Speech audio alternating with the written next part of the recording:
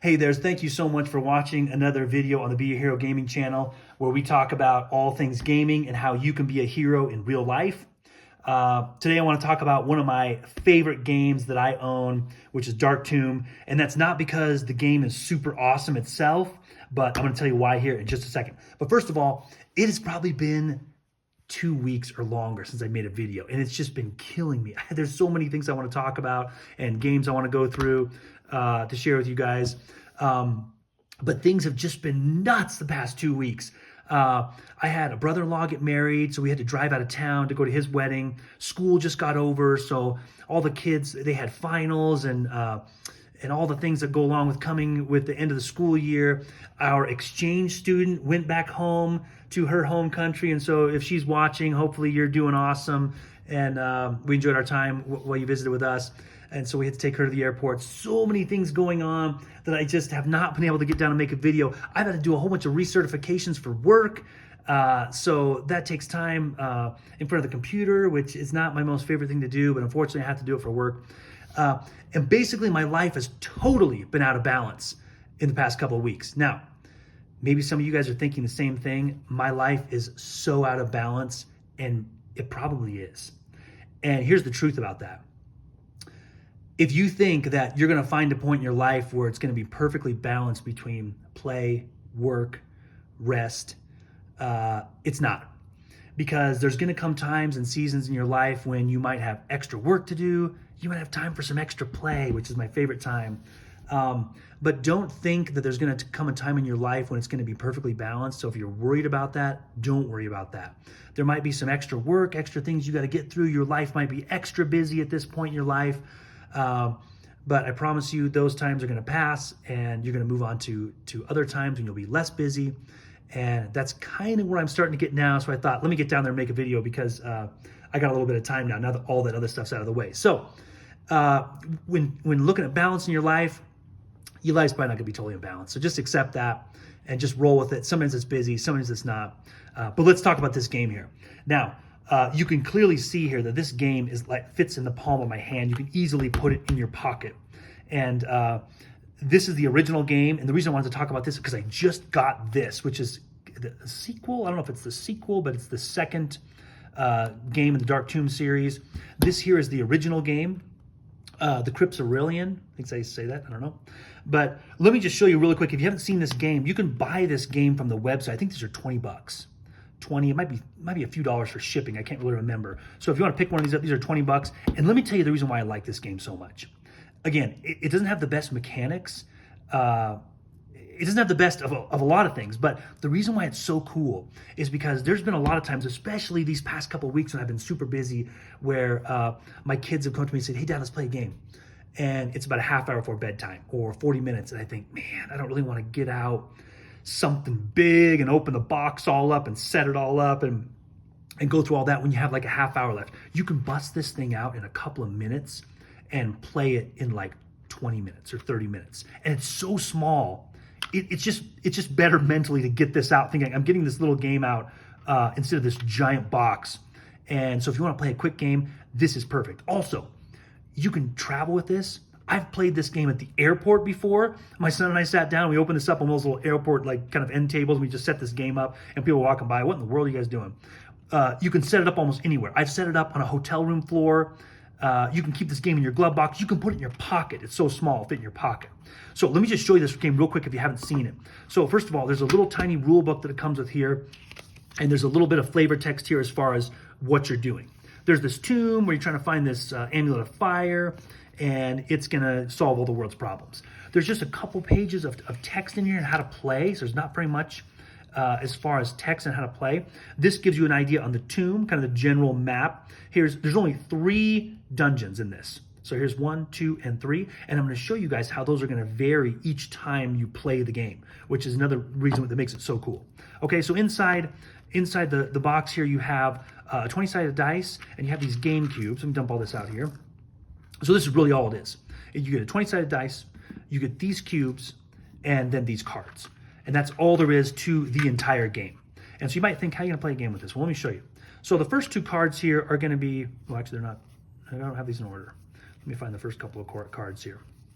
So these here are just going to be kind of aids here, game aids, where they just show you how to take your turn, and then once your turns are over, what the chamber does, or what the kind of the bad guys do. The one thing that I don't like about the game that I'll say that sometimes we house rule, sometimes we don't, you're supposed to move first and then do an action. So you can't do that the other way. You can't do an action and then move. You're supposed to move and then do an action. If you don't want to move, you just forfeit that and do an action. So I wish you'd have the option to flip those, but that's what it says for the rules. You can take any amount of free actions, and then once everybody's taken their turn, there's a seismic event. You roll the d20 on a 17 through 20. Everybody takes a damage because there's a cave-in or something. Another house rule we made for this is if we rolled a 1, that's a critical failure of the dungeon, and we would heal a wound. I don't know, maybe that's kind of cheating, but I love the critical failure and critical success in this. So, or like in RPGs. So if we roll a 1, we would heal ourselves, and then the monsters get to take their turn. Same thing, they move, do an attack. If they move and on their attack they rolled a 1 through 5, which is usually a miss, they'll walk 4 spaces away from you. Okay, so these are kind of 2 player aids here. You have the option of a couple of different characters, and they're signified by these little icons on the back here, the sword, this samurai sword, or this axe. And let me just show you really quick how this works out. Okay, so there's one of 4 characters you can choose from, and I'll show you how the game is modified depending on whether you're playing with 1 character or 4. So you could play this solo with 1 character, or you could play with all 4 of them if you wanted to. You set your starting hit points here. As you get damaged, you get, so you have these cubes down here, and you can see the blue guy gets the blue cubes. So you're going to set a cube on here, and as you play and get damaged, you're going to move this down until if you're killed. Hopefully you're not killed. Hopefully you make it through there. But 1 cube keeps track of your hit points. Okay, so you put your card down here, and then there's another cube that keeps track of the action that you take. And the way the game works, and the way to keep it kind of exciting and avoid getting it monotonous, is you can only take 1 action per turn, obviously, and then you can't take that same action the next turn. You've got to do something different. Okay, so if on my first turn I moved, which my move here is 6, and then I want to do a dash, I would put my cube here saying I use the dash, and on the next turn I cannot, oh, that's the wrong color. And then on my next turn, I can't use the dash again. I've got to use one of the other attacks here. The attacks are really straightforward, okay? This is the range, 3 to 5 squares. This is the amount of targets. This means you can hit multiple targets. This is the modifier to your dice roll, and that's the damage, okay? And then you can clearly see on the hero here, this is the same thing on the monsters. They have a armor or kind of armor class situation here where this would be rolling to attack Odin. Okay, so if the monsters attack, they would need a 15 or higher to damage him. And then if I'm attacking and using the Bolt Strike, I'm going to roll my d20 here, roll the d20, and I'm going to add this modifier, -2, because it does 2 damage. And you can see here the other attacks that only does 1 damage and it has to be 1 square away. You actually get a +1 to your attack. Or he can roll to heal. Okay, so it's pretty cool. And the cool thing is each character is going to be a little bit different in armor, movement, hit points, and abilities. Okay, so you've got Odin here. He's one guy. Let's see who else we got here. We got the Helios. And you can see here a little bit less armor, same movement, same hit points. She can attack around a corner, is what this little arrow means here. She can attack around a corner. And then her dash move, and she's got a couple of other different attacks there. And then we've also got Aldrich here. Oh, he's got all mixed up. Oh, there he is. So we got Aldrich here.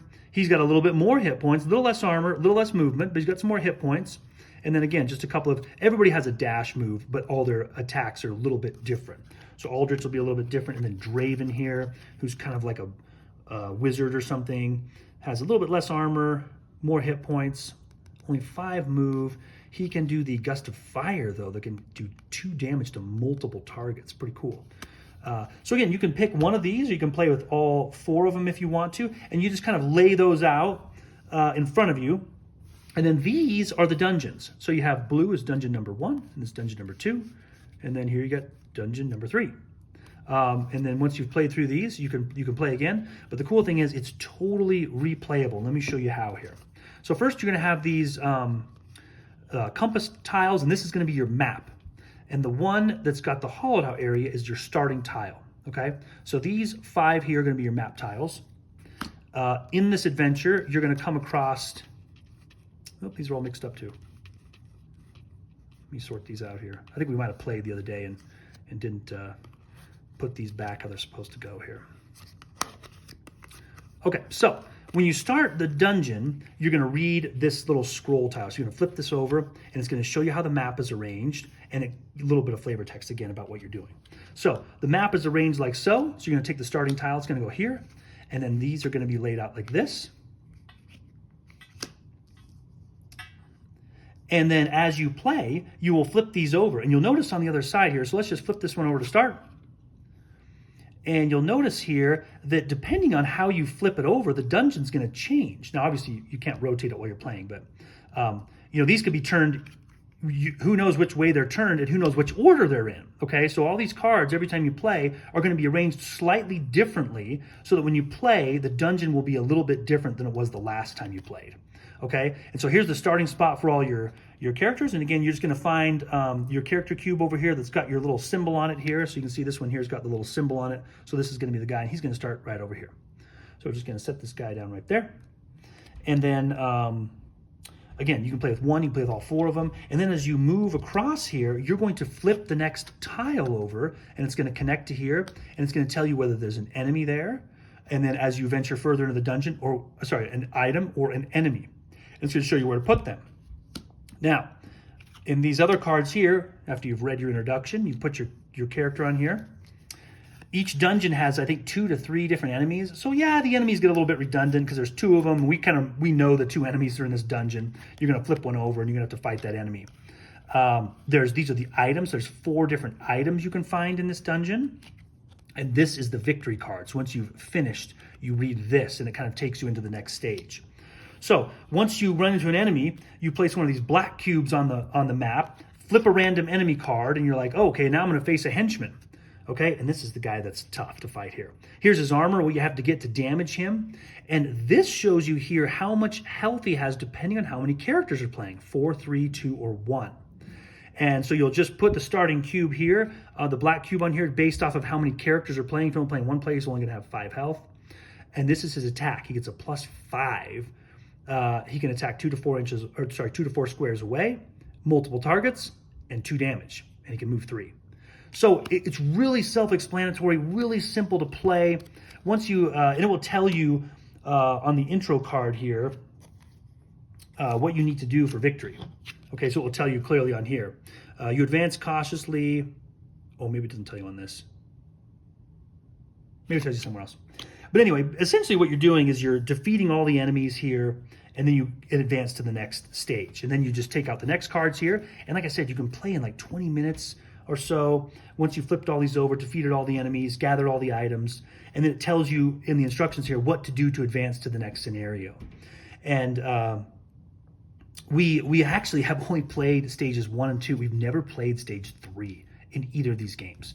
So we've played 1 and 2 in this game, and also in this one, we played 1 and 2, and have not actually advanced to the final stage. We've never won any of these, so we're kind of excited to do that, to get into these and play through the different games. Now, I will show you one difference in this game here, the Bloodthorn Island. It's very, very cool. And again, when you pick these up, it's real simple to pick up. The starting tile is going to go on top. You just pick up these map tiles here. You're going to get your items and your enemies.